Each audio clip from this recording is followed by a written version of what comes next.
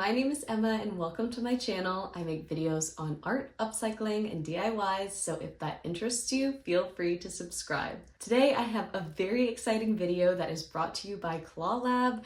They sent me a rug tufting gun/kit and I had the best time making my very first rug tufted piece. I have always wanted to try rug tufting / even punch needling. I could not master it, so I figured rug tufting was out of the picture, but this kit was so easy to use and I was able to finish this in a couple of days. The rug tufting took a couple hours and then I glued the back, waited overnight, and had a finished rug the next day. So I am so excited about this kit. I will definitely be using it again in the future. I'm already planning my next project, but in this video, I'll show you how I set it up, some things that went right, went wrong, what I learned, and what I will definitely improve on as I continue to do this. Also, I know this is kind of silly, but I just turned 29 and I have a list of 30 things I want to accomplish before 30 or experience before 30, and rug tufting was one of them. So when this company reached out to me, I was so excited.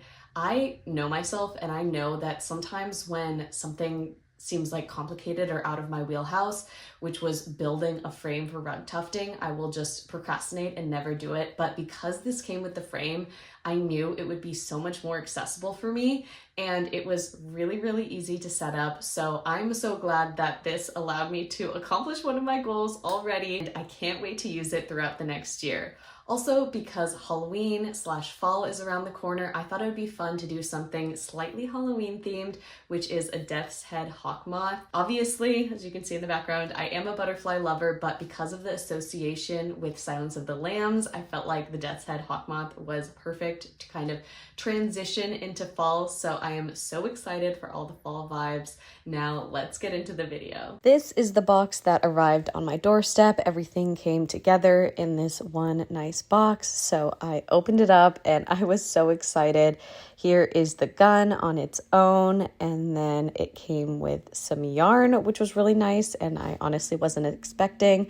That was the backing, and then here is the actual frame part. Of course, it came with an instruction manual, but I am a visual learner, so I also watched a video on someone else setting it up, which was really helpful.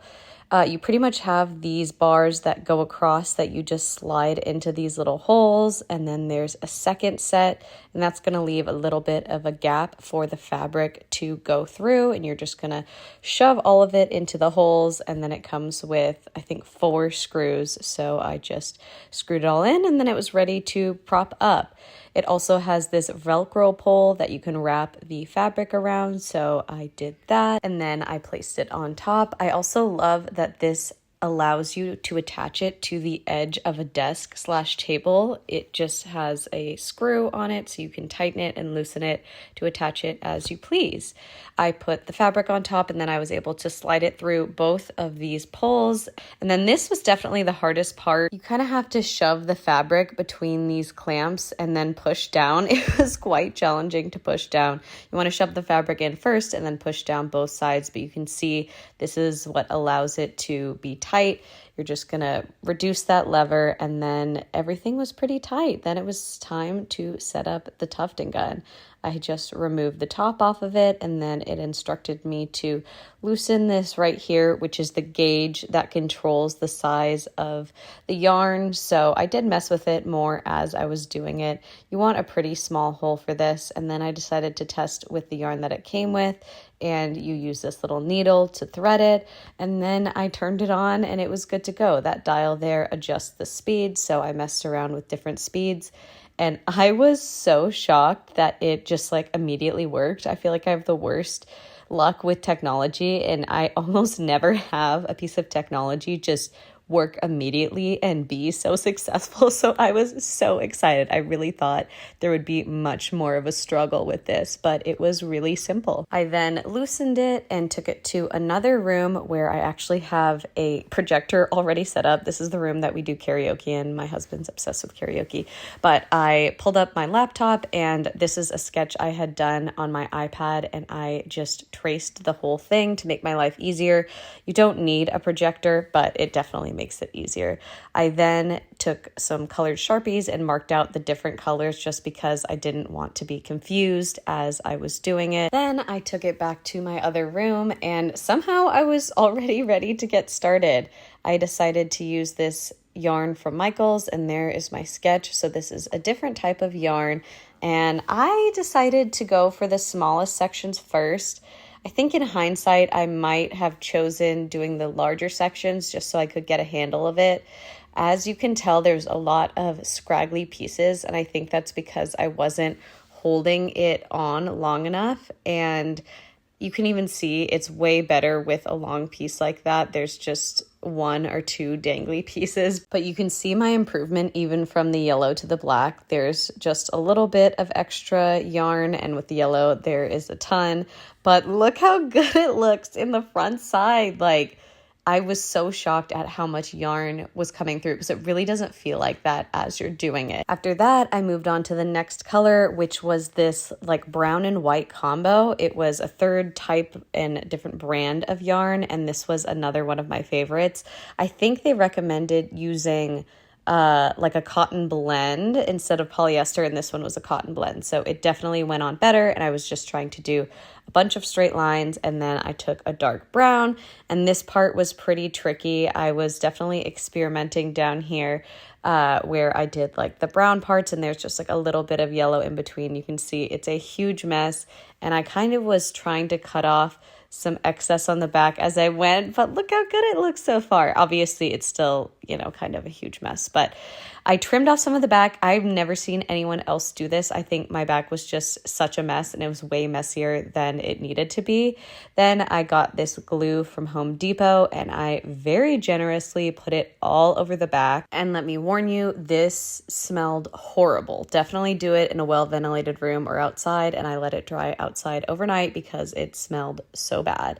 Then I grabbed this razor from Amazon and started shaving it off. And this is where you can really see all of your hard work come and like actually be able to tell what's going on. Some of them come with this thing to make it level, but I didn't get that one because I was being cheap. So I just started shaving it, and I tried to sculpt in some of the areas. And then this was the next day. It had all dried, and I left it to dry outside. Like I said, that smelled so bad. I cut it off, and there is the finished rug. Now we have to take all of this excess fabric off. So I took some scissors, and I left about an inch of space between the fabric and the rug, and then I took my scissors and I cut in towards the rug. I feel like I've just seen other people do this, so that's what I did. This will allow me to get rid of the fabric look while making everything look nice and even. It's easier to do in small sections, especially when you get like the weird angles. So I took my hot glue gun and I added a little bit of glue to each section, and I just folded it back. Be careful not to burn your fingers. I definitely was burning them at this point, so be careful as you're doing this. And here is the finished rug. I finally was able to see it without any backing, which was so cool. I still needed some touch-ups at this point, and I took a lint roller and some scissors just to get my final touch-ups, but here is the finished product on the ground. I think it looks so amazing for my first try. I'm not gonna lie, I'm really proud of how it turned out, especially after shaving it off. And here it is on the wall. I think this is also such a great wall piece, and it's so fuzzy.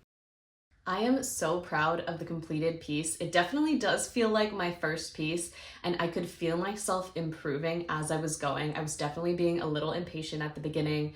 I was going too fast and I wasn't holding the gun down, but I kind of got the hang of it as I was doing. I was also able to try 3 different types of yarn and figure out which yarns I liked best, which was really helpful. So I feel like I have a better idea of how to proceed in the future, which I definitely will be. I am already so excited for my next project. And I love how easy the setup was. I feel like a lot of times I don't want to start stuff because the setup is really challenging. Not even just like the initial setup. It's like, I'm about to do this again, and all I have to do is roll it down and tighten it up, and I'm ready to go and just thread the thing. Like, I love how accessible it is. So that was a huge plus for me because I personally I'm not a huge technology person and I don't like anything that is too complicated. Obviously, this wasn't a completely seamless process.